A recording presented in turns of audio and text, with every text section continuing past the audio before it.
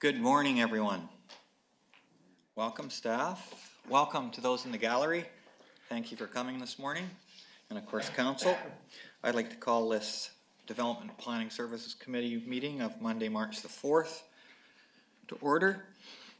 Council, you have an agenda in front of you, and staff. Are there any additions from staff? None from staff, Your Worship. Thank you.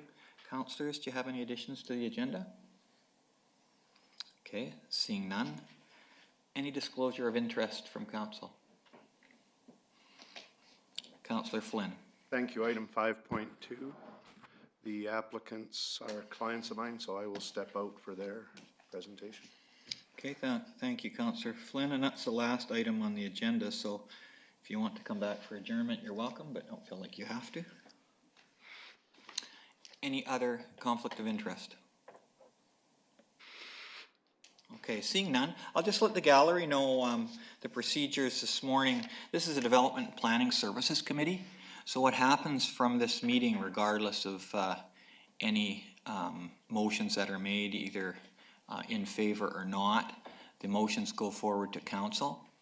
This is an opportunity for council to learn from the applicants. So the applicants will be given an opportunity to talk to us about the applications. It's not an opportunity for the public today, but Monday, March the 11th, the public is most welcome. Public hearings will start at 7 p.m. So anyone in the gallery who wishes to have public information shared, that would be the time. All right, let's go to reports. 5.1, Development Variance Permit Application Number VP491, Canoe Beach Properties Limited. Tarno 4400 and 4600, Canoe Beach Drive, Northeast, bylaw variance. And there is a proposed motion. I would ask a councillor to move and second to get it on the floor. Thank you, Councillor Eliason. Second by Councillor Cannon. Could I have staff read the motion, please? Moved by Councillor Eliason, second by Councillor Cannon, that the Development and Planning Services Committee recommends to Council that VP 491 be authorized for issuance for lots 1 and 2, Plan 3538 to vary subdivision and development servicing bylaw number 4163 and mobile home park bylaw number 1435 as follows. Waive the requirement to upgrade the Canoe Beach Drive frontage of lot 1 to the Canoe Beach Drive standard and reduce the minimum mobile space from 465 square meters to 300 square meters. Reduce the minimum width for a mobile home space from 13.5 to 15 meters for double wide or to 4 meters for both. Increase the maximum site coverage of all mobile homes, additions, and building area from 35 to 45%. Waive the requirement to provide a minimum 7.5 meter in buffer width. Waive the requirement to install perimeter fencing along Canoe Beach Drive frontage and along the west parcel boundary of lot 1, and waive the requirement to provide a recreation area. Great, thank you very much. And I'll ask the Director of Development Services to explain the variances to us. Thank you. Good morning, Your Worship and Council. This is a development variance permit application for the Tarnos, who are the applicants for these two properties. The two properties are under application right now to be rezoned from R4 to R6 mobile home park zone. This is related to variances to two bylaws, one the servicing bylaw and the other the mobile home park bylaw.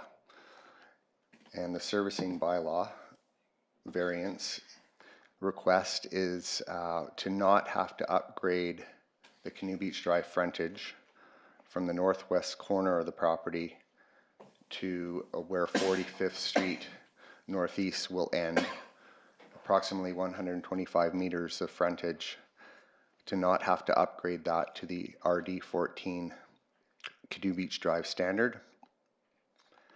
The applicant is prepared to meet all other requirements of the servicing bylaw, including upgrading this portion of Canoe Beach Drive to the RD14 standard, and to also dedicate 45th Street Northeast and upgrade both sides of the street to the urban local street standard. So the variance is but it is to not upgrade this portion along what is now Lot 1. And then there's several variances to the mobile home park bylaw, as was read out in the motion. And I have to point out a oversight in my report. My report indicates that there is already fencing along this west parcel boundary adjacent to the Elks Park, and there isn't any fencing. I was under the impression there was. The applicant told me there was, and I thought the Elks actually constructed fencing along there because they were concerned about the previous development proposal.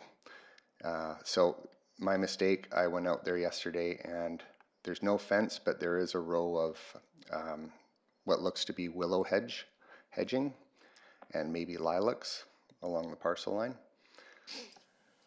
So something to consider. The variance request is to still not install fencing along that parcel line. And the variance for fencing is also to not install fencing along Canoe Beach Drive or along 45th Street, but to install fencing along the south parcel line of Lot 1, the south parcel line of Lot 2, and the east parcel line of Lot 2, next to the adjacent residential development. The other variance in the motion is to not install a buffer or have a buffer. And the mobile home park bylaw requires a 7.5 meter buffer in addition to a 3 meter setback. So that's a 10.5 meter setback effectively. As I mentioned in the report, that's far greater than any other setback we have in any other residential zone. The applicants will probably want to speak to these too, so I will let them rationalize each one of these. We spoke about Canoe Beach Drive. This is the RD14 cross section. This is a modified arterial road standard that's in the current servicing bylaw, and this actual design was created from the previous development proposal for the townhouse development. And engineering staff worked with the previous applicant on that and came up with this design. It includes a multi-use pathway, boulevard street trees, curb, gutter, modern day street lighting, etc. And the dedication needed along the frontage of Canoe Beach Drive amounts to a width of approximately 7 to 9 meters of dedication needed to widen out Canoe Beach Drive, and the applicants are prepared to do all the dedication necessary for that. The engineering reports are attached, outlining all the servicing requirements required for off-sites and their support for the servicing and mobile home park variances. Planning staff support the variances as well. I haven't talked about all of the variances yet because there's quite a few. There's a request to reduce the mobile home park space size from 465 meters square to 300 meters square. And this proposal is not a subdivision. So all 60 units in here would not be on separate titles. There would just be one title or two titles. We don't know yet. It could be one, it could be two. That's not really relevant to this discussion. What is relevant is the mobile home park space. And if you can relate a mobile home park space to a lot size in relation to other zones, for example, the R1 zones, which are to the south and to the east of the property, you have a minimum parcel size of 450 square meters. In the R4 zone, the minimum parcel size is 300 square meters. The property is presently zoned R4, and the proposal is to go to 300 square meters for each mobile home park space. That being said, most of the spaces are well over 300 square meters. And all these variances are needed in order to achieve 60 units. And 60 units are needed to make this project financially viable. Width is proposed to be reduced from 13.5 and 15 meters down to as narrow as 4 meters for approximately 4 spaces down in this corner and in this corner. One may ask, is that a safety concern? All of these mobile homes would need a building permit. So the spacing is actually set by building code. So that's something to keep in mind too. There's a proposal to increase the site coverage of each mobile home space from 35% to 45%. Similar to the Carriage Lane mobile home park development that Council's been looking at this year. This is the same parcel coverage being proposed. And 45% is the same parcel coverage allowed in the R1 zone, which surrounds this property to the south and to the east. The recreation area, that's the 6th variance being proposed. The mobile home park bylaw requires that 5% of the land be dedicated basically to parkland for a recreation area. And the applicant's rationale for that is there's lots of parkland directly adjacent to the west and Canoe Beach across the street. Allocating 5% of the land to parkland within this mobile home park, you could not meet 60 units with that. So that's my rundown, and if you have any questions, I'd be happy to answer them. Great, thank you very much, Kevin. And I think what we'll do is we'll have the applicants come and present to us, and then we'll open it up to questions either to yourself or to the applicants. So please come forward, and good morning to you. Good morning. I'm Kerry. I'm from 240 24th Street Northeast. I don't have anything specific that I want to present to, but I'm open to answer any questions that you have. Most of what we did here was basically just, you know, to get the feasibility of the project. And other than that, we want to keep things affordable and provide affordable housing to Salmon Arm, so that's why we've asked for these variances. Okay, thank you. I will open it up to questions for the applicant first, and then if council has questions, then we'll go to staff. So any questions for Kerry this morning?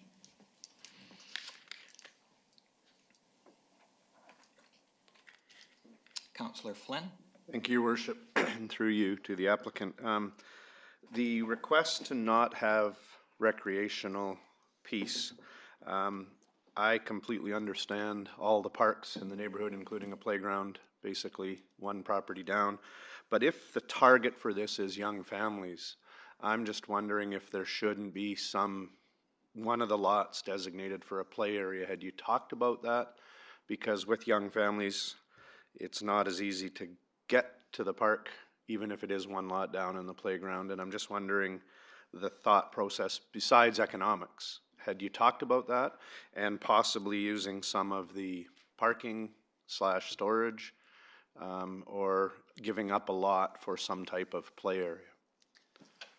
With the parking, there's a requirement to have a minimum amount of extra parking as well in the bylaw.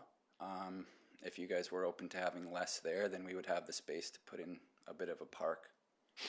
Okay, and giving up 1 or 2 lots just becomes financially unviable, or is there an possibility? No, giving up 1 or 2 lots wouldn't be an option. If we weren't dedicating 45th and doing all of Canoe Beach Drive, losing that land, then there would definitely be room to put the park in. But with the land that we're already losing, we just feel that there's not the extra space to do it. Okay, thanks. Thank you. Councillor Eliason. Yeah, thanks. Good morning, Kerry. A couple questions about the first off on the parkland. Often people, if they are using the land for parking, they will give a cash contribution in lieu of. Have you guys just thought about that at all? For the parking? Yeah, well, sometimes if somebody says, I don't have the space to give up the parkland, What Okay. they do instead is they give a cash contribution so that we, as a city, can develop parks in other parts of the neighborhood. Okay. And so have you guys thought about that instead? We hadn't really thought about it. Again, basically where the project is at with the amount of road upgrades and servicing that we're doing, we're kind of, tapped out for where it makes sense. Just the land cost that we're giving up is $100,000. If you look at the amount we're giving to the city for Canoe Beach Drive and 45th, so we think it's pretty fair deal all around. Okay. And just a follow-up question. So often, instead of having to do the frontage improvements, and instead of doing the sidewalks and the boulevards and the asphaltic multi-use pathway, people will give a cash contribution in lieu of. And you guys have considered that and decided that that's financially unfeasible for this development as well. To do the cash contribution in lieu of would be kind of a wash, but what we want to see is we want to see the upgrades right away to Canoe Beach Drive, because we feel that it's going to add to Canoe as a whole, and rather than give the cash to the city, we'd just like to get it done right away so that our project is going to look good and it's going to upgrade the community. No, I'm talking about the variance which you're requesting, which is for the western half Okay. of Canoe Beach Drive, which is the variance which you're requesting not to do the upgrade to it. Okay. And instead of doing that work, sometimes a cash contribution is given instead, if that's not part of getting it done right away. And so have you guys considered a cash contribution instead of just waiving that variance or waiving that requirement?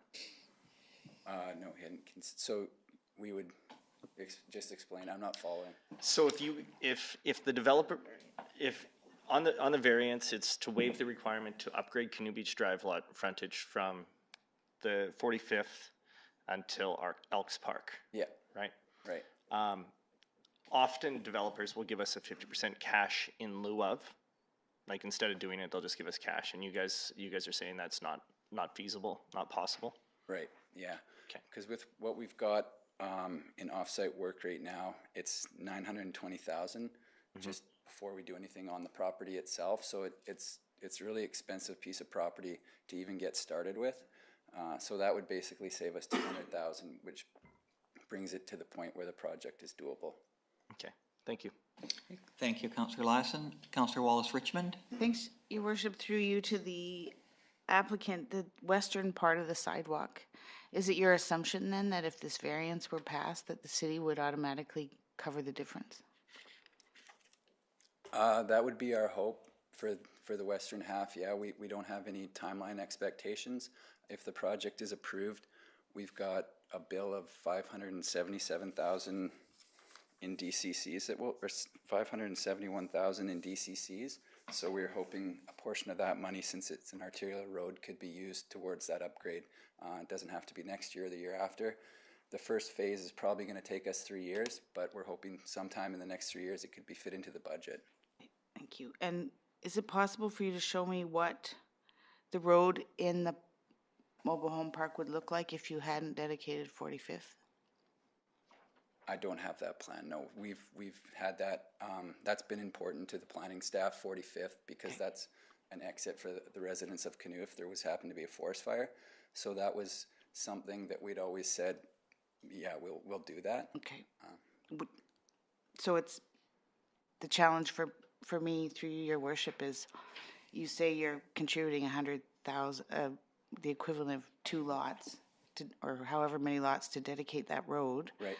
But without knowing what you would do if you hadn't dedicated, I don't, it's tough for me to see the exchange of value. Would you put a road through the middle, or, I mean, how much is the dedication would be either way?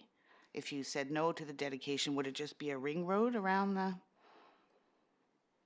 I guess possibly, but like I say, from our very first meeting, that's been a very important road and piece of the puzzle to the planning committee. So it is expensive, and it is something that's going to take, if you look at it, probably 3 to 4 lots potentially out of the development. But because it's so expensive to get the engineers to do up drawings, we haven't done it since we've always planned to include it. Okay, and I was gonna talk about the park piece, but you've said already that, you can't make a contribution work as other developers. I think Park Hill had the same concern and there was a cash contribution made, so it does happen, but, thanks for clarifying that it's not gonna happen in this one. Thank you. Councillor Lindgren. Thank you. Hi, Carrie. Hey. So my concern is that you're promoting this as, young families, affordable, and I'm looking at the map thinking there's not a lot of yard space. Some of these have almost no yard at all. We got no park space. Can you just walk me through what your thought process was around where are kids gonna play? So if you look at the houses that we've put onto this this concept, what we got the engineer to do was do the biggest possible that we could do. So a family, like if you look at the one where the hand is over top of right now, that's a 1,620 square foot house. A family could also, shrink that down by 14 feet and have a 1,000 square foot house, and then they've got a bit of a backyard. And what the idea of this project is to get the people that are currently, living in a non-conforming basement suite that doesn't fit their needs and get them into a house that they own for the same price or close, maybe 1,000, 2,000, or 100, 200 more. So it may not be their forever home, but to take a family out of a 2-bedroom basement suite with no yard and give them a nice size yard when you look at the lot size, I think that's our idea. Okay, thanks. You're welcome. Other questions from council? I just have one question. On the west side, we talked about the variance includes no fence there. I'm just wondering, with the new information that we've been provided, that there's not a fence there actually. Have you considered modifying the variance request to actually put a fence there? Yeah, that would be fine. Okay. Okay. I think that might be important because the parking lot is along that side, so. Yeah, I agree. Okay. All right. The other question is, my understanding is the variance for no fencing along the front is actually based on input from people who wanted it open. It's not something that you came up with. Is that right? Right.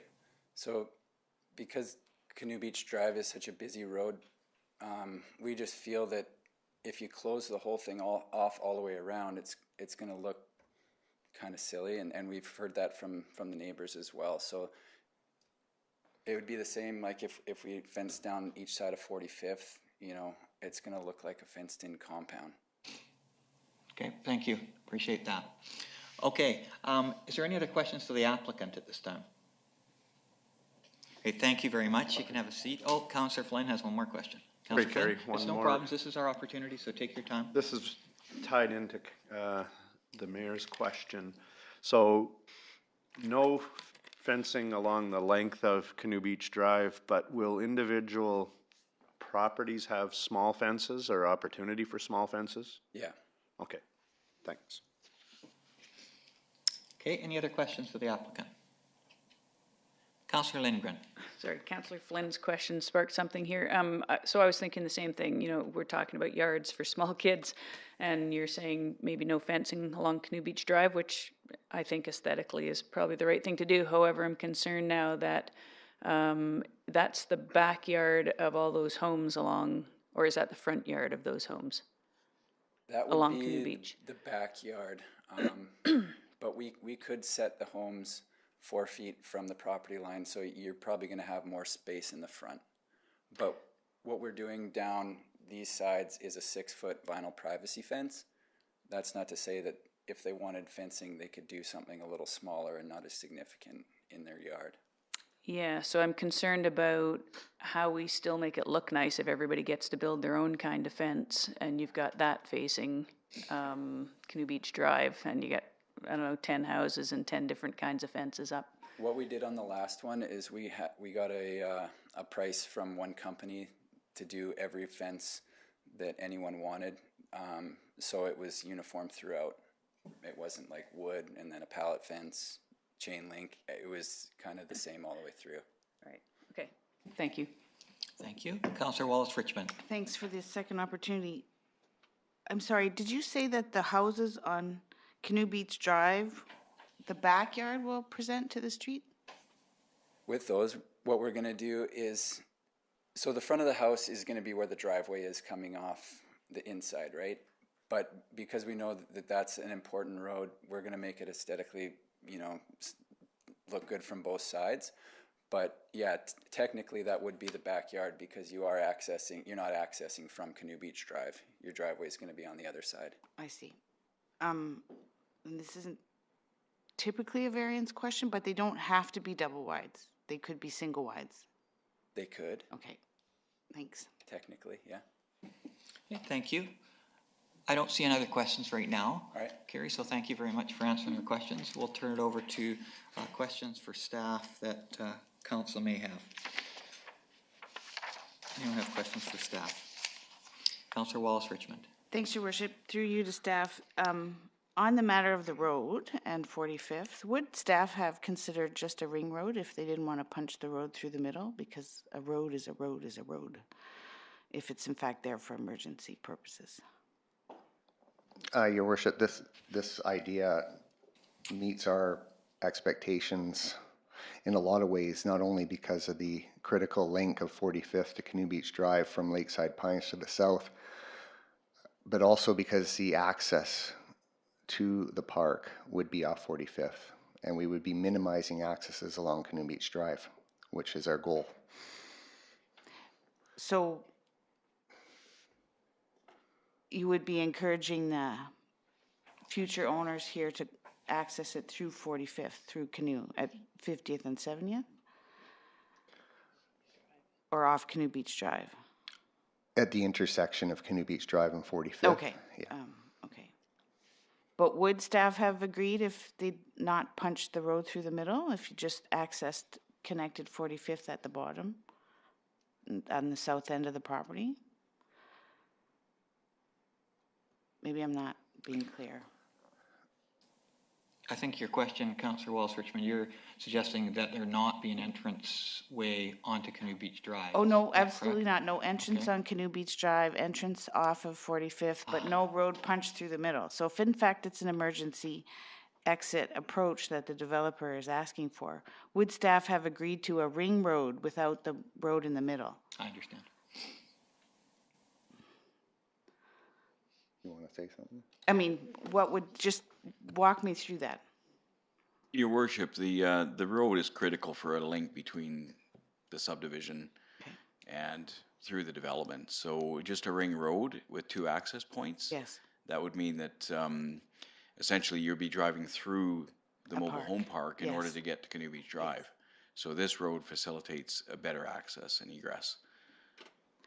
All right, and then my second question, if you don't mind, is the 500,000 in DCCs, would that be put towards a sidewalk? Or does that have to come out of a separate budget line? Because I'm really struggling with why we would put half a sidewalk in.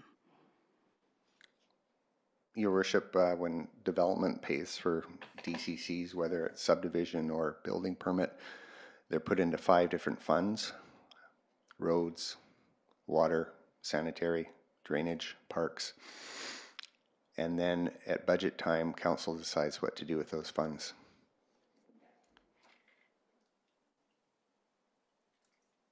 You have any further questions, Councillor Wallace Richmond? Yeah, just a clarification then. So DCCs are really about maintaining existing infrastructure, or? DCCs are allocated to a whole list of different capital projects in the DCC bylaw. Okay, And arterial streets are one category. okay, thank you. Councillor Flynn? Thank you, Worship, and through you to staff. I completely understand the need for a through access, and I think 45th, that's a key. My question to staff is, when I look at the sidewalk running through along that road and look at the length of it compared to where I think the sidewalk is more important, if it's an either or, is that sidewalk connecting to a sidewalk on the other side in the existing Canoe subdivision? And is there any way that the money that it would cost to make that to our standards, if that could be spent on the balance of Canoe Beach Drive, could we put a not paved sidewalk through there on 45th and kind of exchange it? I think Canoe Beach Drive sidewalk is much more important, especially if this does go forward. I'm not saying the sidewalk on 45th isn't needed, but I'm also just trying to work within the confines of knowing how expensive it is to develop this piece of property. So we have done this in other subdivisions where we don't pave the sidewalk, but we get the land and we put a temporary walking path, let's say, and spend the money on the West Canoe Beach Drive. Is that a possibility? Director of Development Services?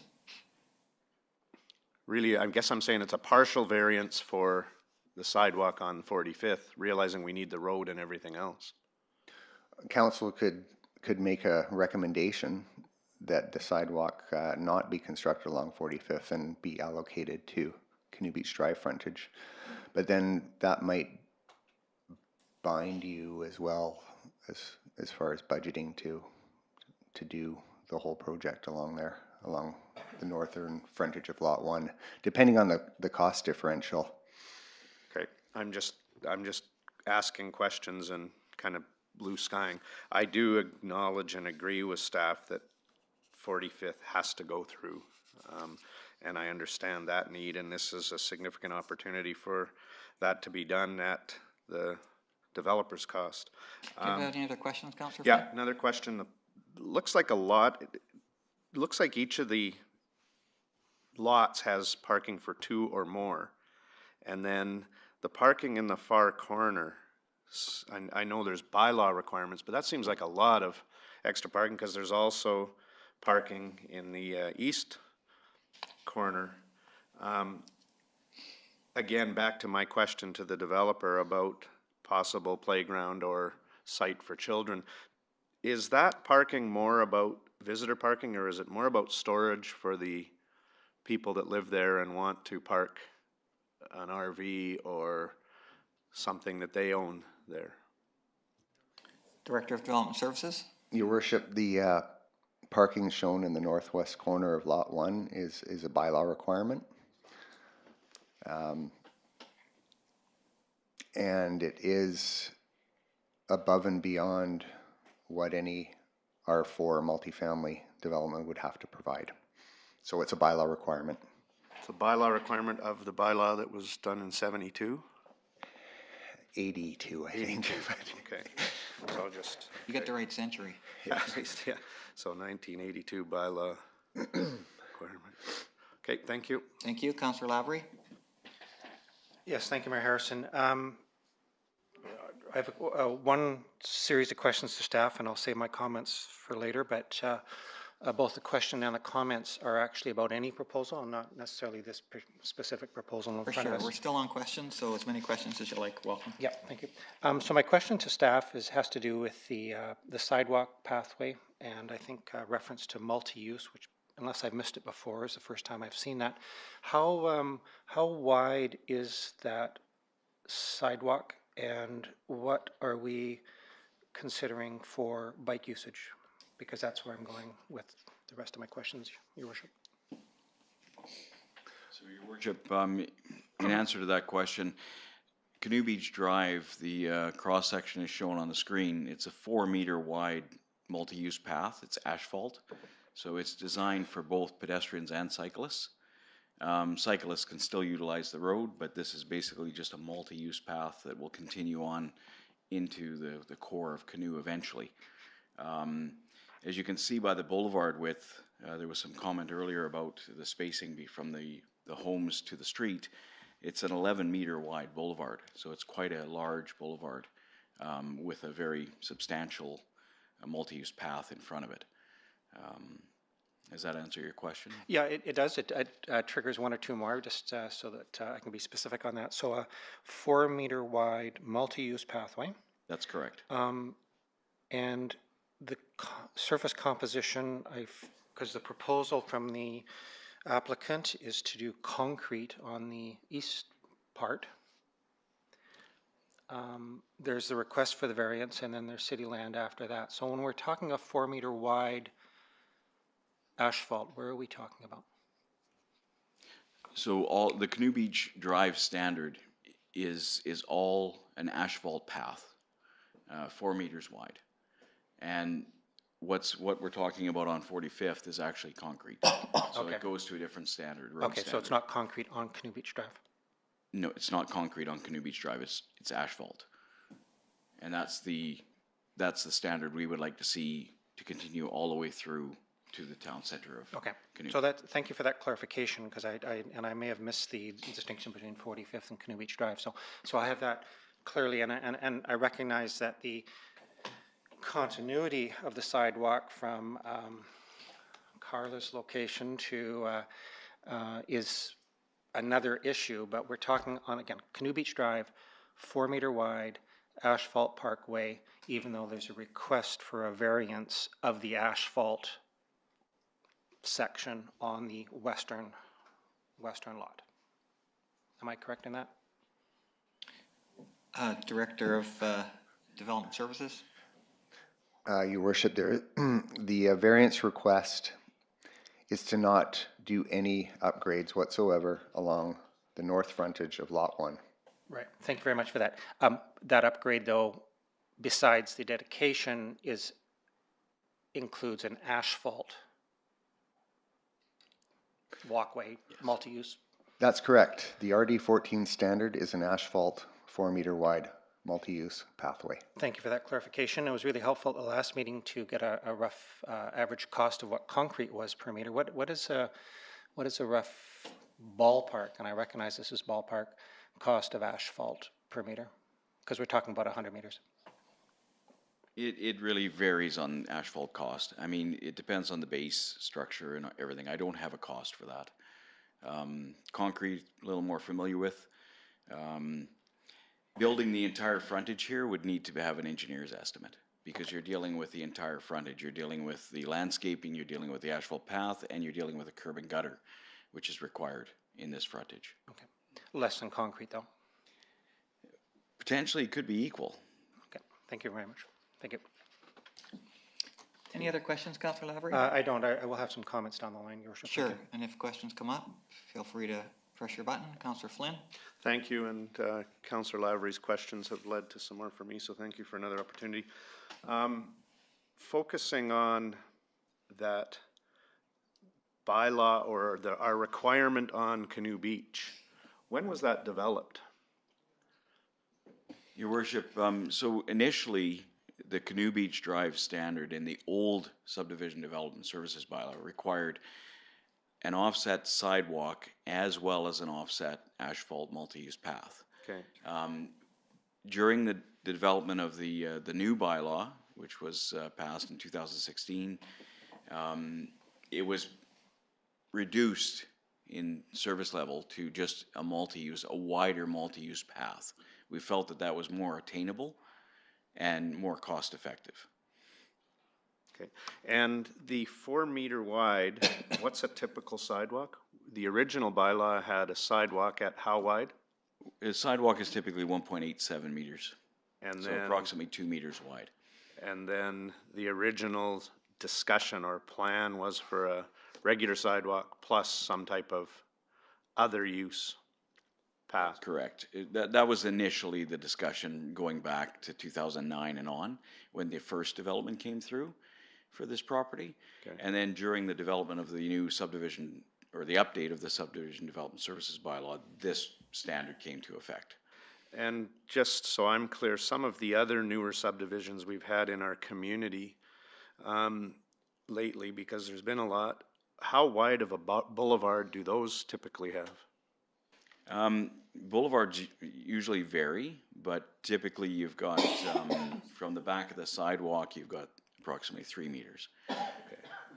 So when, I mean, this isn't about, when we hear from the developer that we're giving up a lot of land and therefore we need the variances within the park to make this financially viable, there is no question when you take into account a 4-meter wide multi-use pathway and an 11-meter wide boulevard That's, any way you look at it, double or triple what we have in most developments for land being given up.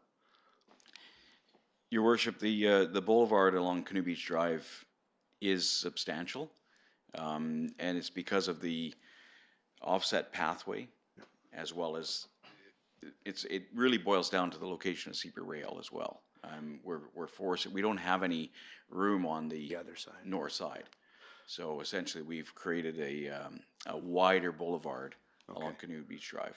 And just to be clear, the variance being requested for the west piece doesn't mean that all that land isn't going to get dedicated and given up by the developer. It just means that the sidewalk piece with the boulevard may not get built now if it's approved. That's correct. The dedication of the land for the boulevard area and Canoe Beach Drive would be given to the city, but it would just not be constructed to the standard. Okay.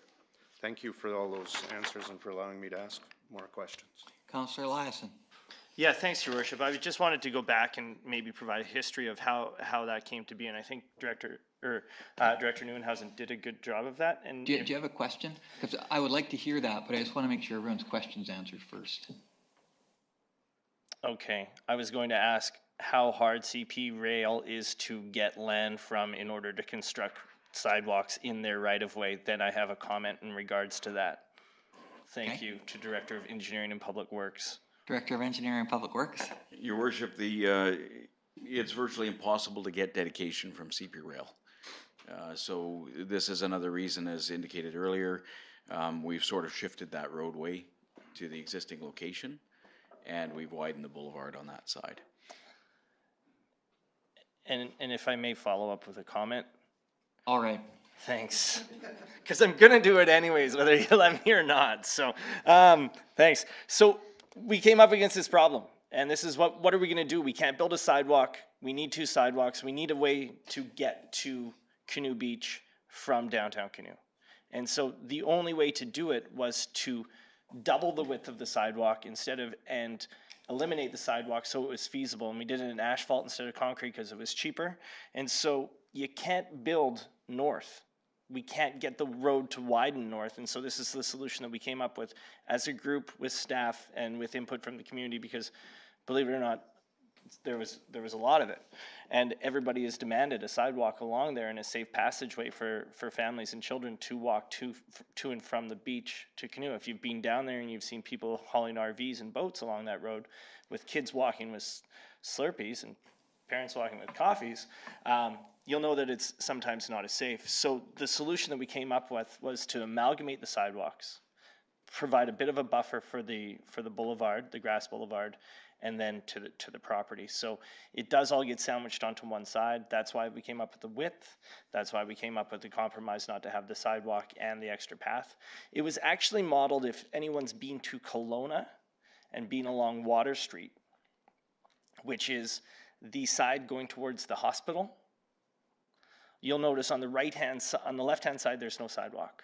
But on the right-hand side, there's a small boulevard, a grassy boulevard, and then a wide pathway for multi-use, and then a small grass boulevard. So what they did is they took and combined the sidewalks onto one side for a multi-use path to and from the hospital sort of area, and then left the roadway alone so that they could have, that comfort, walkability, and flexibility on it, because it's flat. It shares many of the same features. So thanks for allowing me that, but I just wanted to provide the history because Director of Development Services, myself, and Director of Engineering were heavily involved with that program back when I was the Vice Chair of the Shuswap Trail Alliance. Thank you, Councillor Eliason. That is important information for everyone to have. Did you have any other questions you wanted to ask presently? No, I'm good for right now, thank you. Okay, we'll just see if there's any other questions and I'll open up to comments. Councillor Lindgren. Thanks. Just a question. Somebody asked already if there's sidewalk to the south on 45th, but I didn't catch whether or not an answer had been given. Okay, we'll get a close-up picture. Your worship, it's hard to tell, but I'm pretty sure there is a sidewalk there. Whoops.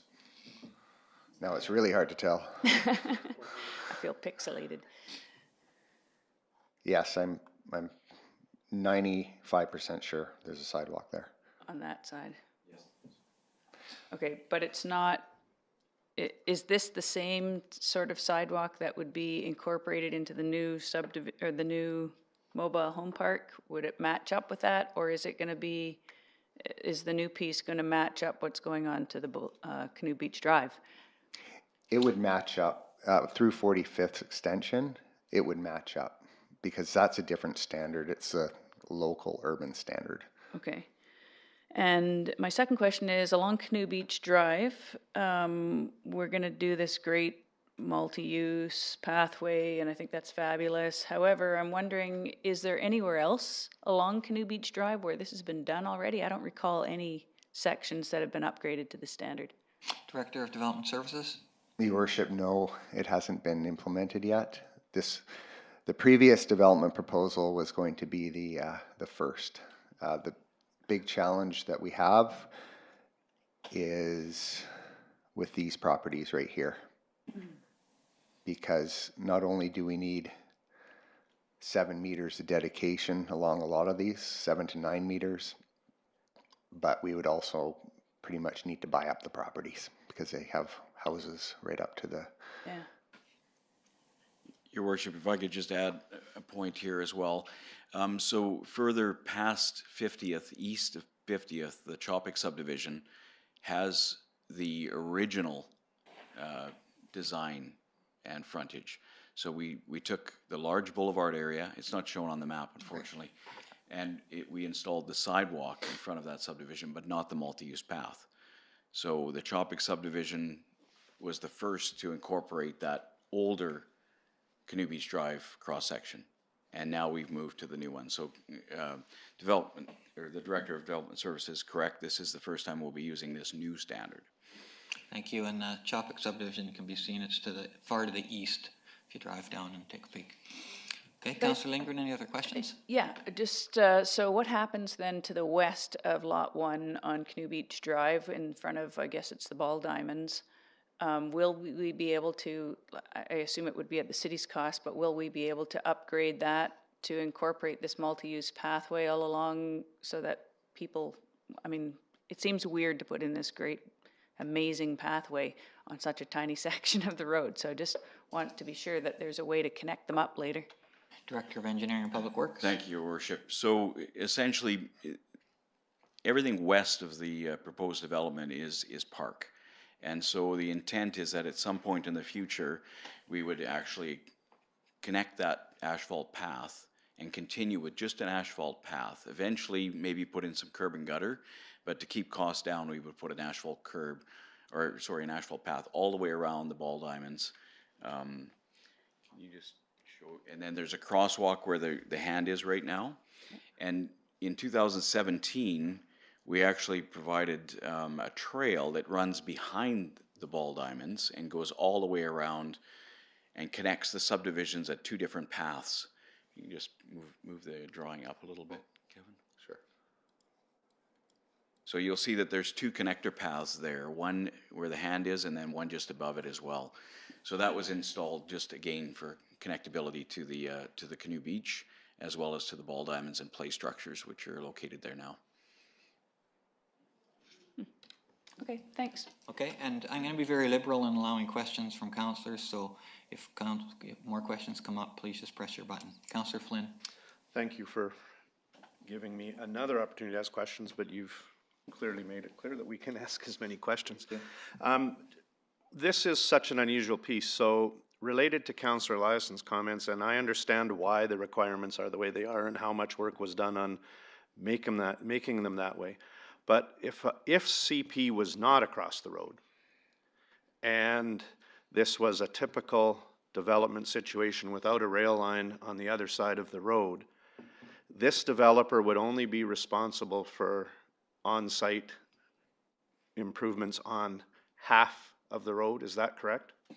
Director of Engineering and Public Works. That's absolutely correct, Your Worship. Okay. And there would only be sidewalk. Typically in higher densities, you'll have sidewalk on both sides, but because of the CP rail and the low density on the north side, they would only be required for sidewalk on one side.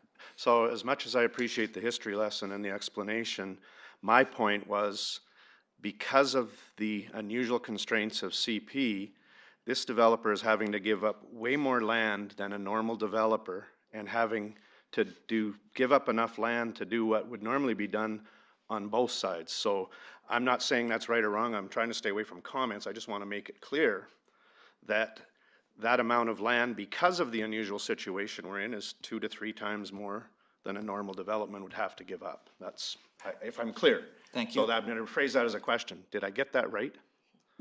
Director of Development Services? Your Worship, that's a really good question. Before the current bylaw came into effect, the width standard of this modified cross-section was 22 meters ultimate width. With the new bylaw, it's now 20 meters. So the dedication plan attached in the report, yeah, which one is it here? This plan of subdivision goes back to the previous development proposal. Right. But we are working off of it, and it shows 9 meters of dedication here, Yeah. which is a lot, but that assumes 22 meters ultimate width. Now we only need 20 meters ultimate width, so there'll be slightly less dedication. Okay. Thank you for clarifying my misunderstanding. No, thank you, and I think Councillor Eliason was not disagreeing with you. I think he was actually agreeing. Councillor Wallace-Richmond. Thanks, Your Worship, for a second opportunity. Was any thought given to putting, or a third opportunity, was any thought given to putting the part of the sidewalk that could be built on the west side? Because that's where the kids are heading to the beach and to the Ball Diamond, as opposed to on the east side. Okay. That sounds like it might be a question for the developer, but we'll direct it to staff first and see. Or if there was a staff rationale for that. Sure, okay, fair enough. Director of Development Services? Your Worship, I guess if there was a rationale, I understand what Councillor Louise Wallace-Richmond is saying, and it does make some sense. But with this idea, the developer is contributing substantially more for the overall costs. 225 meters of frontage versus 125. Okay. Thank you. Did you have a follow-up, Councillor Wallace-Richmond? No, Or is that answer for you? Okay, Councillor Eliason. I have a real question this time, Your Worship. With developments, and when we see large-scale developments like this, I know that council has had a strong history of asking for walkway and greenway connections throughout the development, whether it be a subdivision or a strata development. On this map here, are there any connections, or maybe it'd be better to go to the site plan, to the Director of Development Services? Have there been any connectivity pathways allocated or granted for the subdivision? So, for example, would there be anything connecting through the parking area to the Elks or to the camp, or to the bottom right-hand corner to the existing cul-de-sac? So, yeah, is there anything going through here or down to this cul-de-sac, or from here to here? Thank you for the question. Your Director Worship. of Development Services? Your Worship, the answer to that is no. There's nothing in our plans for that. Councillor Eliason, do you wish to follow up? Yeah, but for many of the new strata developments and subdivisions that are happening, we're requiring that spacing or that walkway connectivity as part of their plans. Is that correct? Usually, if that is included in the plans, it shows up in our greenway strategy. And in this case, the connectivity for pedestrians and cyclists is the 45th Street connector.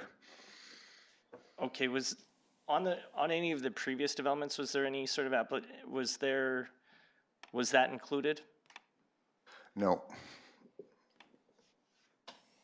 So is that something we can ask for? Because before it's built and before kids make their own trails? That would be a council's call on that. Okay, thank you. Thank you. Councillor Lavery? Yes, thank you, Mayor Harrison. I think I have a pure question. And it's a process one. So I know on March 11th, we're going for the zoning change with a hearing.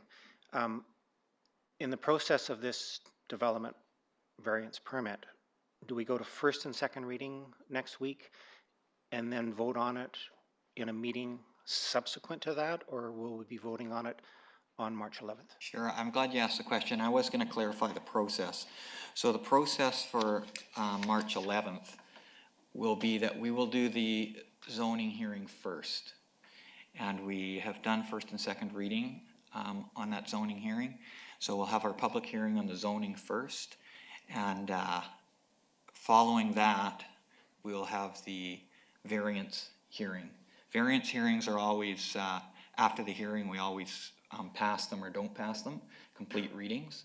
So, yeah, that will be the process. I'll just ask the Chief Administrative Officer if there's any clarification needed on my instructions there. No. Okay. So that I'm clear, and I thought that's the way it's, so we'll do first and second reading in the afternoon session and final reading in the evening? Or either way, there's a final reading on March 11th? I'll let the Chief Administrative Officer answer. I do know the answer, but we'll hear it from staff. Your Worship, I believe the public hearing will be scheduled at the same time as the variance hearing. Is that correct, Kevin? Your Worship, that was the whole intention. March 11th would be the hearing for the variance. And with a variance application, it's a permit. So there's no readings. It's one council meeting. And the order, it could be important. So the zoning, we're going to do the zoning hearing first, and then we're going to do the vote on the zoning, then we're going to do the variance hearing. I believe we switched the usual way we do things, and we're going to be starting with the zoning. That's right, just like we did 2 weeks ago. Is that clear? Yeah, thank you for the Councillor Lavery? clarification, Your Worship. Okay. Thank you. Councillor Lindgren. Thanks. Is it possible to ask a question of the developer at this point? Absolutely. Okay. Thanks, Carrie. So, a lot of these variances are about reducing setbacks and buffers and space issues, the width where driveways are, that sort of thing. So I'm curious, you said earlier that this picture shows the maximum size modular you could put on that lot, or a pad. So who will decide? I mean, is it possible that you've got Canoe Beach Drive laid out looking pretty nice, it's uniform, it's gonna look more like houses from the backside when you're driving by on Canoe Beach Drive. What happens if people come in and that's not what they want to put there, and suddenly it doesn't have this nice aesthetic, and we've got gigantic lots with tiny houses? Or has there been some thought put into keeping some kind of uniformity and aesthetic presence? Yeah, there has. What we're gonna do, especially along Canoe Beach Drive, is we're gonna build the houses to suit and then sell them as spec houses. And then the stuff on the inside, they'll be a little more open to customization. Okay. Does that answer your question, Councillor Lindgren? Yeah, I think that's okay for now. Thank you very much. Councillor Flynn. Thank you, Your Worship, and through you to the Director of probably Engineering and Public Works, but maybe both of the directors. And it comes up from a question Councillor Lindgren asked. So if we could go back to the map that just shows the property and the two, yeah. So I'm really appreciative of staff trying to get the longest piece of sidewalk built. But I do agree with Councillor Lindgren that if 45th goes through with a nice sidewalk connecting all the rest of Canoe through 73rd to Canoe Beach Drive, can we, instead of having the biggest piece of sidewalk built that would be kind of a landlocked sidewalk to nowhere at each end at this point, can we take cash in lieu, like Councillor Eliason spoke to, for the bigger piece, and then choose to build the smaller piece first with part of that cash, because that's all from the developer, and then save the rest if we want to, at some point in the future, put the sidewalk on the west or the east piece. Because I agree that the piece that's connecting a new sidewalk that gets people to Canoe Beach Drive might make more sense at this point, and I also understand the extreme complications of ever extending this into the heart of Canoe by the store and the former pub. So I'm just asking, can we take cash in lieu and then choose to build the sidewalk piece as we choose, And I'm glad, as I said, staff picked the longer piece, because that means more cash in lieu. But I now understand the logic. Can we be flexible, and how do we deal with that in the variance hearing? Director of Development Services. Your worship, I don't have a quick answer to that, I'm sorry. Okay. Basically, the applicant wants to construct this frontage to the full standard and get it over with and get it done. That's part of the plan. They, if I may speak for you, they want to have it look nice and the frontage done. If council wants to have some other alternate idea, then I would suggest making that request to the applicant. Okay. Could I just follow it up with a question? So in any development that happens, whose choice is it on whether the improvements are done or whether it's cash in lieu? Your worship, she's sitting right behind me in the gallery, I think. Yeah, so my question is it the applicant's choice or is it the city's choice? It's the city's. It's the city engineer's call, usually. Okay, thank you. Councillor Flynn, did you have any other questions? No, I think I need to talk to staff at some point and try to figure that out. Okay, thank you. Is there any other questions before I open it up to discussion? Okay, I just have one question. The cost of the upgrade on lot 1, there's an estimate in here that's about $200,000, and I heard the Director of Engineering and Public Works say we'd have to get a more accurate estimate. Is $200,000 in the ballpark? Your worship, when the original application came forward for this, I think it was back in 2010, the frontage on the second lot closer to the west was about 240,000, and that was with the concrete sidewalk, the asphalt pad, and all of the frontage improvements. So I would suspect that the what's being laid out here is pretty accurate. Okay. All right. Thank you very much. I will open it up to comments prior to calling the vote on the motion. Comments from council. Councillor Lindgren. Councillor Wallace Richmond was waiting for someone else to hit their button. So I have some concerns about the variances. I'm concerned about the aesthetics of the park, about overcrowding, about privacy behind the new units for the people that live behind them, backing them right up almost to the property line, I guess.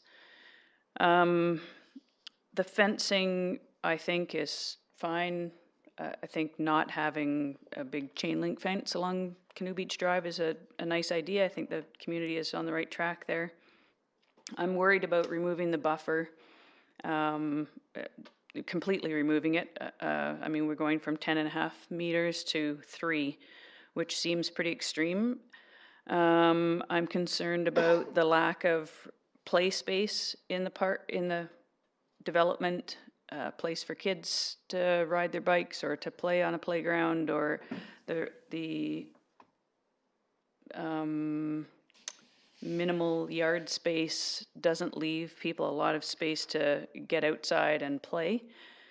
And we're adding 45th Street, which is going to become a fairly busy road, I suspect, because there's a large subdivision to the south that will start using that as an exit.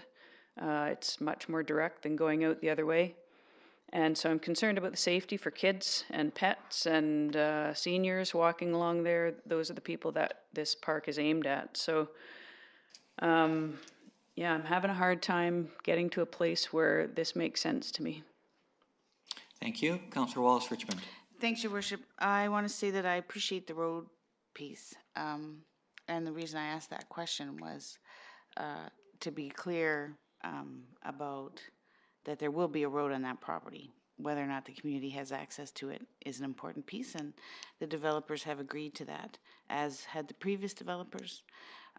So that's a matter of fact, but I also hear that there are restrictions on the budget to make this work for the developer. And I get that too, but a lot of that is driven by this model. So I heard emergency exit in case of fire. That's not what it would be. It would be a full-on thoroughfare in and out, back and forth to Canoe Beach Drive. I heard no money for the park. I get that because I feel like if you take that piece of road, that is also a contribution that the developer would otherwise maybe have made in a park. This isn't a variance question, but the backyards facing Canoe Beach Drive leaves me much more uncomfortable than I had hoped. You know, it is a complex piece of property, but it's also driven by this business model, so the restriction on the budget. These are choices that we make, and I'm not sure that I can even support it at this stage, even knowing full well that it's going to council anyway. Thank you. Councillor Flynn. Thank you, Worship, and I just need clarity as to, and I think I know, but we are voting on whether or not this should be moved to an opportunity for the public to speak on the variances. That's correct. So would this move forward to council on the day session of the 11th without us supporting it? It will move forward to the evening session. Regardless. Regardless. Okay. So if I was voting whether or not to move it forward, I would vote to move it forward. That doesn't mean I support all the variances, but I would want to make sure we get public input, and I think I need public input and a bit more time myself to understand it. Knowing it's going to move forward anyway, I'm not sure the value of my vote, yes or no, but I know how difficult this piece of property is to develop. I'm not saying I'm in support or not in support by moving this forward and supporting it at this point. I have a lot of questions and concerns and discussion that I'm going to have to deal with before the public hearing, just so I understand exactly what kind of flexibility we do or don't have. I have to admit, one of my concerns is not having a small playground and perhaps having too much parking or storage. And I would rather see a small playground situated somewhere, or play area situated somewhere in the development. That being said, there's so many other issues here, but I will vote yes to move this forward, and have lots of homework to do before next week, and look forward to the public input on both the rezoning and the variance. Thank you. Councillor Lavery. Yes, thanks, Mayor Harrison. A couple of general comments, and I'm certainly voting in favor of moving this forward without a doubt. My general comments are, regardless of the outcome of this application, I guess I'm framing my comments as to any possible application, whether it's this one or some down the line. I guess that's the frame I'm using right now. I do think the idea of 45th straight through has been signaled by staff, and I think that when I look back on the political table discussion, that 45th was requested, and I think that signal is important, and I think, again, regardless of the outcome of this application, that 45th egress and access is critical, and I fully support that. And I do think it then triggers compensation and compensatory ideas from any applicant going forward. I'm coming from this, again, for any application, that the full frontage of Canoe Beach Drive needs to be done. And I'm pretty clear in my thinking on that. I do think as well, and it's probably ancillary to that statement, is that, and Your Worship, given the outcome on March 11th, I think we all would, but we need to give staff direction to budget the city park stuff further on to give us proposals in the 2020 budget about doing that. I think that's critical. And so at this stage, I will vote in favor of moving forward. On the 11th, Your Worship, I would request that we split these motions, because there are a number of motions and we vote on them separately as we go through. Perhaps that was already the idea. But I just want to say clearly here right now, the importance of having, and perhaps staff will have a, and it's already been suggested at this table, there's some options for it, but the westernmost part access is the most egress, the multipurpose parkway on that portion is most critical for me. But on the whole right now, and it's a signaling, it's as clear as I can be right now. I am looking for an applicant to take on the full responsibility for both Canoe Beach Drive roadside pathway improvements. Thank you, Councillor Lavery. Councillor Eliason. Yeah, thanks. Can I have staff zoom in on the bottom half of this picture of the existing subdivision? So this kind of follows up on what I had said earlier. If you look at between the cul-de-sacs, you can see the connectivity from each cul-de-sac to each park, or from cul-de-sac from road to connect. So I don't know if you can see the one on the right side, the bottom left, or the top one. I would personally like to see that connectivity, and if we can zoom up to the top, I know it's illegal, but there's already existing trails through this, so people make their way through, and I would like to see a development have that kind of connectivity in it, in those things, because it's a large parcel. It's 8 acres. People want to. We get questions all the time on Blackburn Park of why we can't connect one piece of the trail to an existing life trail. We get questions up on 10th Street Southwest, which is, why can't you guys connect the sidewalk to the ridge? Why are you guys not building this sidewalk out for us? Right? And it's because we have limited budget. So this is, to me, the connectivity in the access and egress from this development should be similar to that which exists in the neighborhood. And there's a strong history on the screen here of how we've made other the exact neighboring developers provide that connectivity. And the precedent has also been set with many strata developments in the last 12, 15 years that I've been here.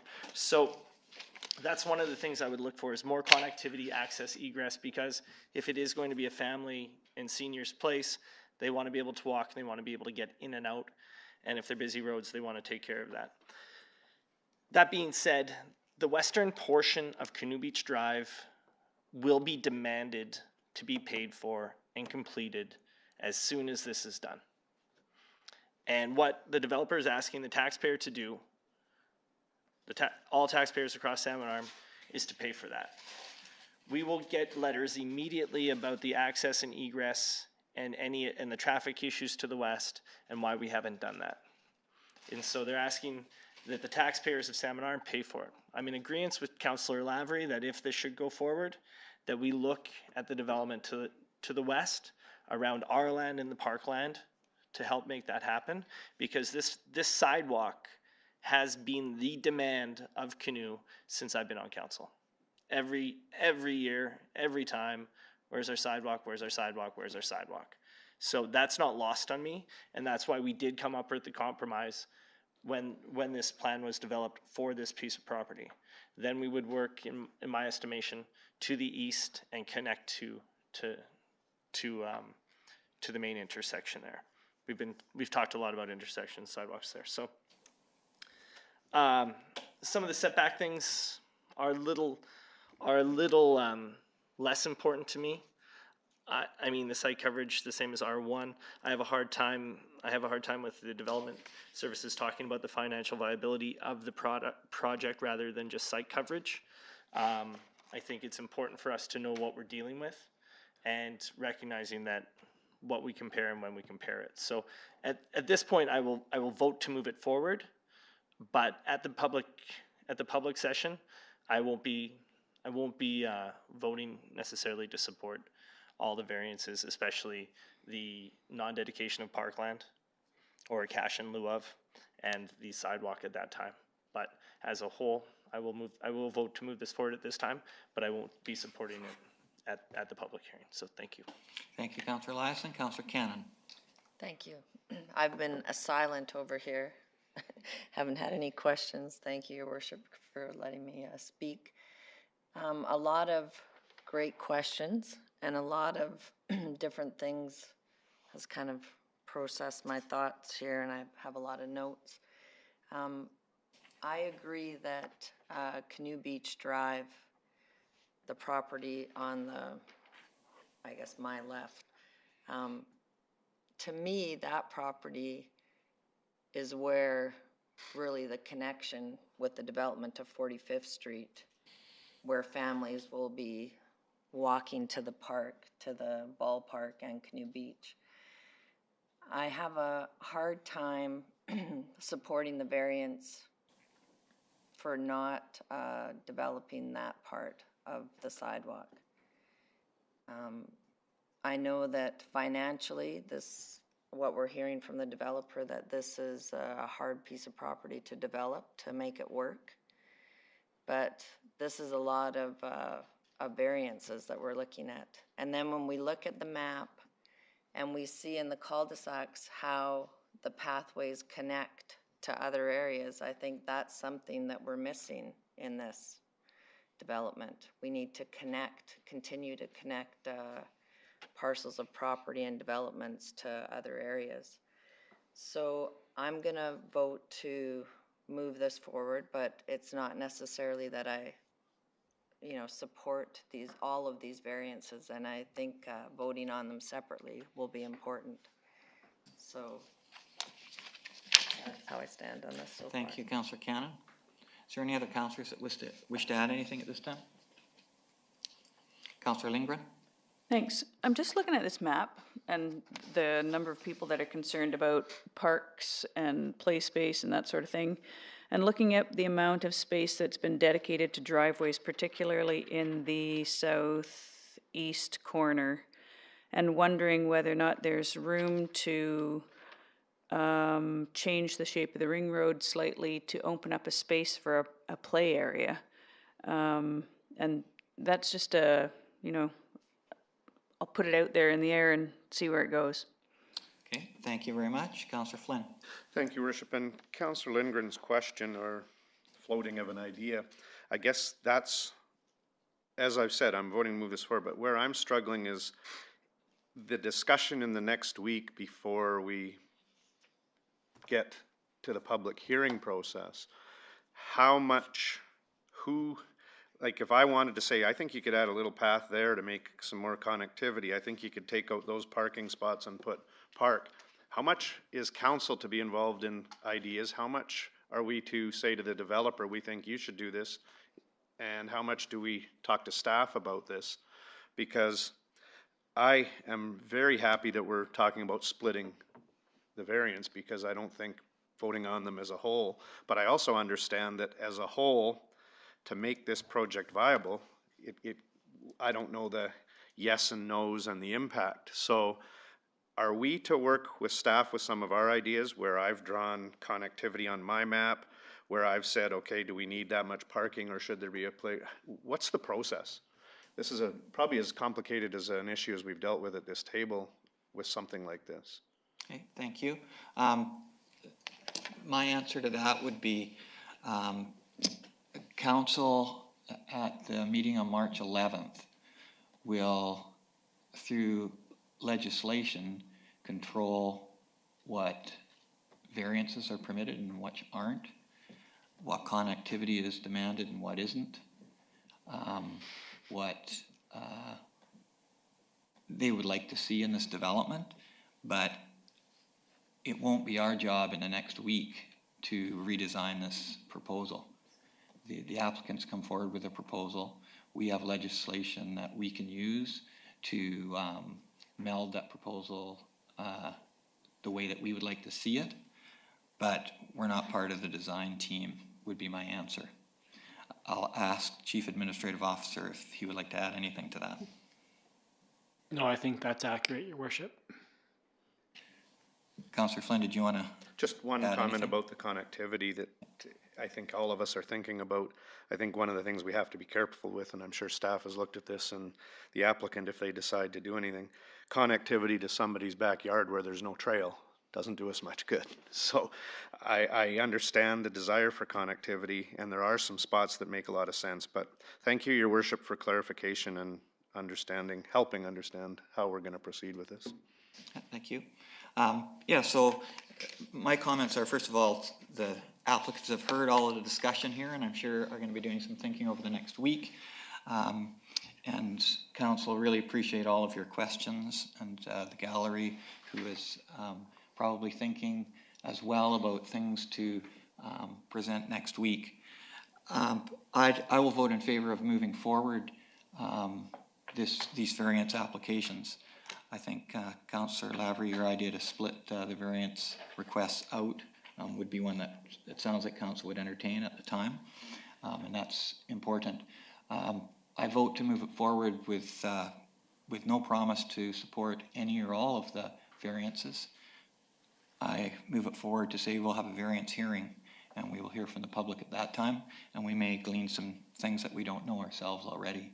And I'll base my my votes on different variances based on the information I have at that time. So I will call the question. All those in favor? Opposed? Councillor Lindgren and Councillor Wallace Richmond opposed. The motion passes. We'll move forward to the second report. Thank you, Councillor Flynn. So we're on to report 5.2, development variance application number VP 493, Brown, C&D Brown Johnson Land Surveyors, representatives 1230 52nd Avenue Northeast, servicing variances. Could I have a motion to move that onto the floor? Councillor Lavery, a seconder. Councillor Eliason, thank you. Could I have staff read the motion, please?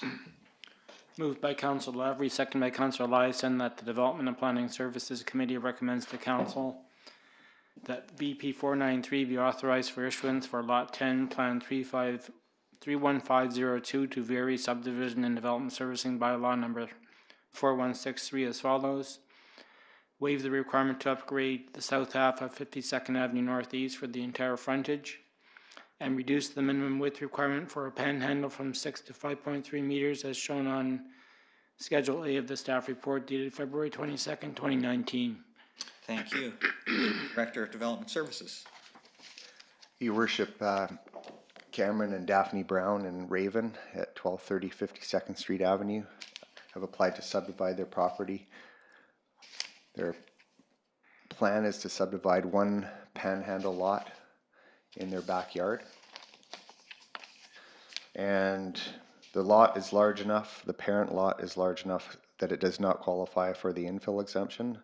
So one of the variances to request to not have to construct a sidewalk along 52nd Avenue Northeast. There's about 28 meters of frontage where a sidewalk would be constructed by the bylaw, but there's no sidewalks in this subdivision in Raven. This subdivision was created around 1980, back when sidewalks were kind of an afterthought and developers were trying to avoid doing sidewalks. It wouldn't make sense, in my opinion, to have a sidewalk there. And the second variance is to reduce the panhandle width from 6 meters to 5.3, so approximately 2 feet in width, or 0.7 of a meter. The panhandle width at the frontage of the lot, proposed lot, is 8.44 meters, and then it narrows down. The panhandle would narrow down to 5.36 meters adjacent to the, I guess from the eastern parcel line to the proposed new eastern parcel line of lot 1. That could be widened out a little bit more if you was to jog that line just a little bit more towards the house, but then it would be too close to the house because you need a 1.5 meter setback.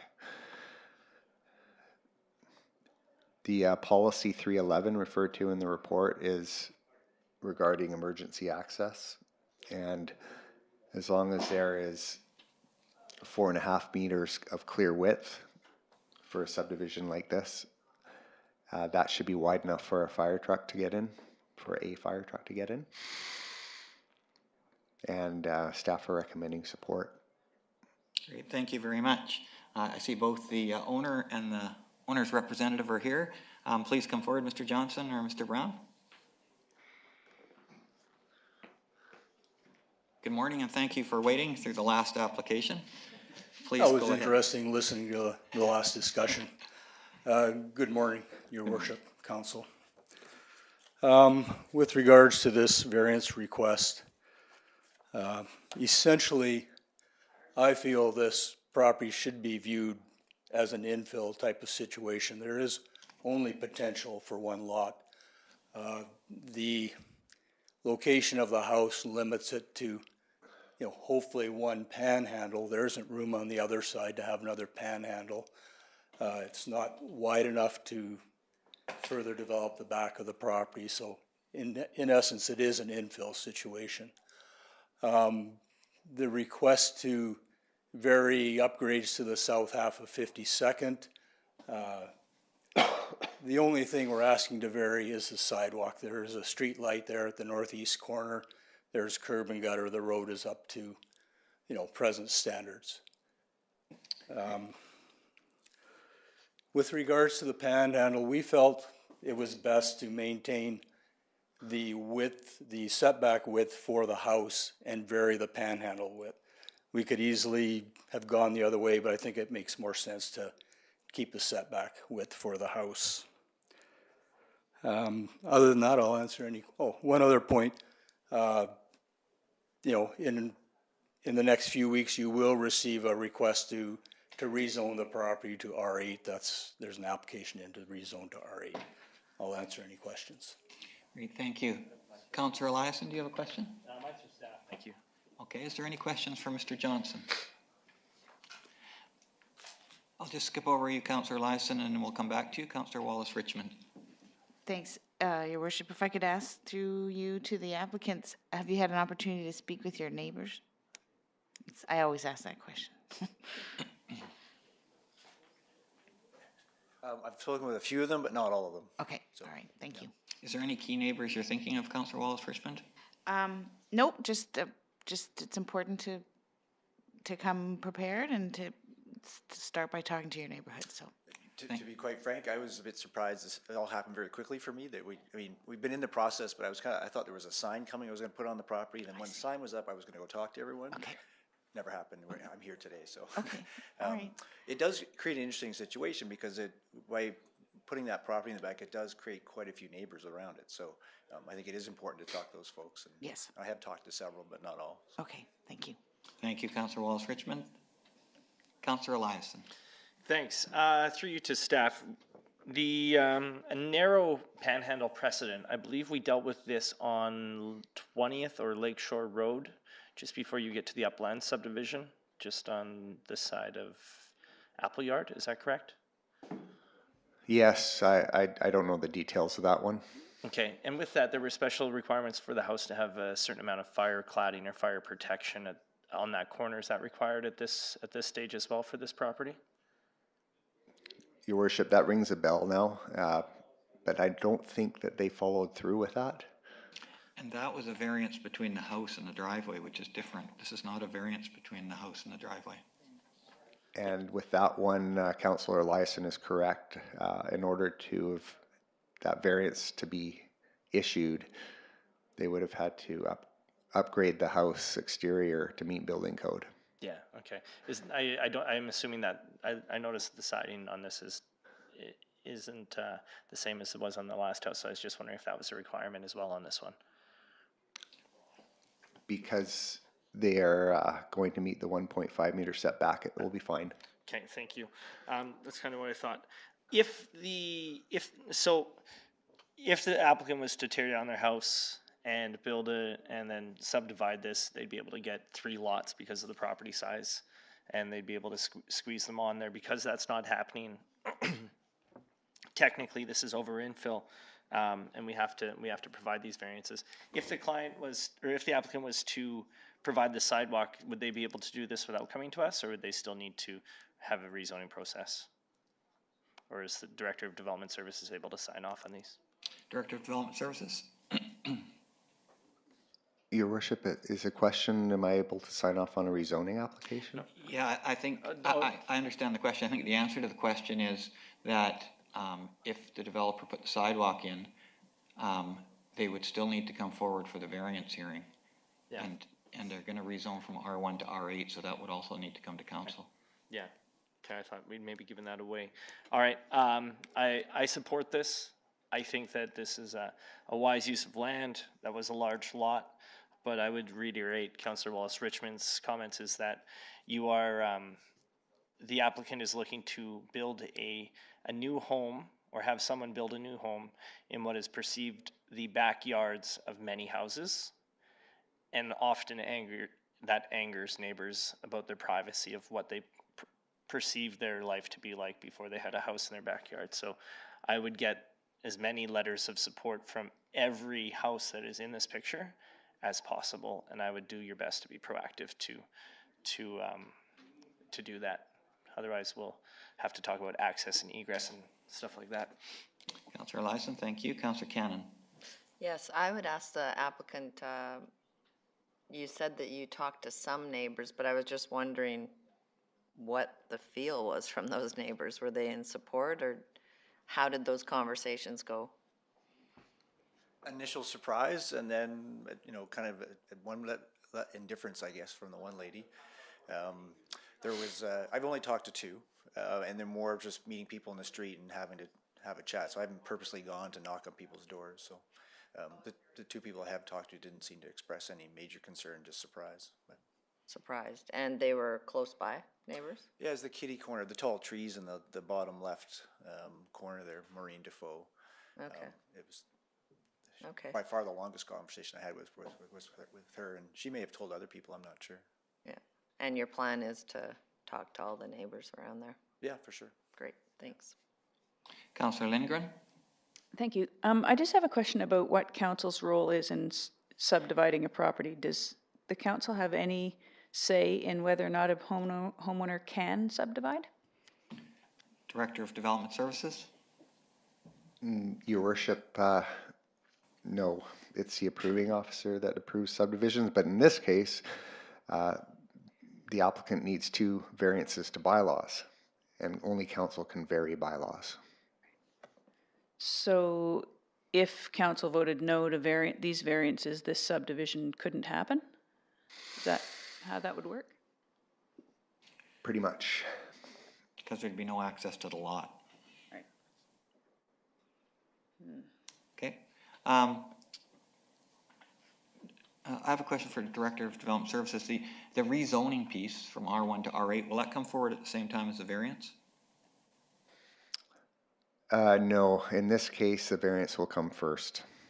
Okay. The R8 application was received quite some time after the variance application, and we're trying to move things through right now. As you know, we're down 2 planners, and it's just the way things are. I don't have any issues with the 2 coming at different times. And I think that council will understand the difference between the 2. The variance hearing really only affects one neighbor, which is that 1250 as far as the variance goes. The variance itself does not affect any of the other neighbors. The R1 to R8 rezoning hearing, the other neighbors may have some interest there, especially the size of that lot probably would permit a separate suite, separate building. So my advice to the applicant is just to make sure that you have a plan whether it's going to be a suite in the house or not, because I think that's information when it comes to the rezoning hearing that the neighbors are going to be most interested in. Right now we're just talking about the variance, and the variance is extremely small as far as the sidewalk goes. It makes total sense. The variance is 0.64 of a meter width difference, which is I don't think significant, and the fire department says in their report that they have no concerns. So I'm certainly willing to move this forward. Any other comments before we vote on the motion? Councillor Lindgren? Just on the process, we're voting right now to move this forward to Monday's meeting. Is that correct? The variance, yes. Any other questions? All those in favor? Passed unanimously. Thank you.